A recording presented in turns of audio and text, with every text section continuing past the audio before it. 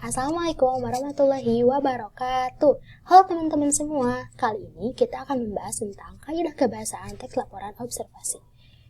Sebelum masuk ke materinya, kita perkenalan dulu yuk. Perkenalkan, nama saya Misha Pratiwi dari kelas 10 TIDKA nomor absen 20. Kita langsung masuk ke materinya ya.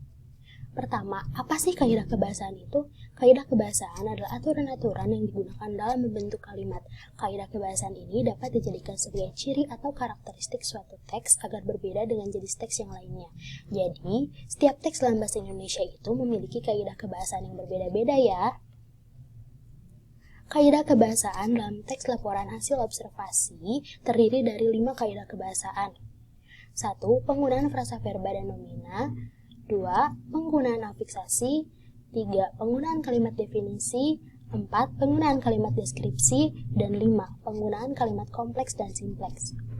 Pertama, penggunaan frasa verba dan nomina. Frasa verba atau kata kerja adalah gabungan dari dua kata atau lebih atau kelompok kata non-predikatif yang hanya menduduki satu fungsi predikat. Contohnya sedang bermain. Kata bermain di sini menunjukkan kata kerja. Frasa nomina atau kata benda adalah gabungan dari dua kata atau lebih atau kelompok kata non-predikatif yang hanya menduduki satu fungsi subjek atau objek.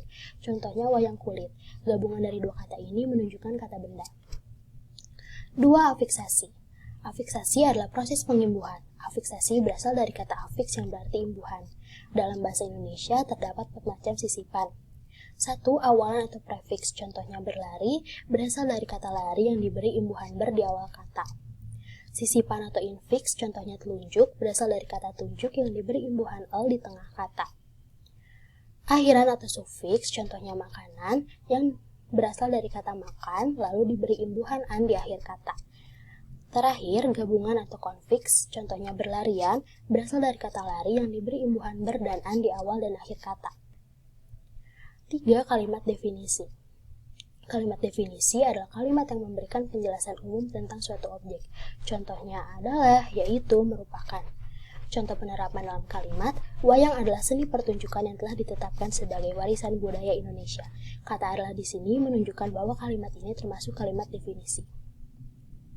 4. Kalimat deskripsi. Kalimat deskripsi adalah kalimat yang menggambarkan sifat-sifat atau ciri khusus dari suatu objek atau kalimat yang menggambarkan sesuatu secara spesifik. Contoh penerapan dalam kalimat, wayang terbuat dari kulit kerbau yang ditata. Terakhir, penggunaan kalimat simpleks dan kompleks. Kalimat simpleks adalah kalimat yang terdiri atas satu struktur kalimat.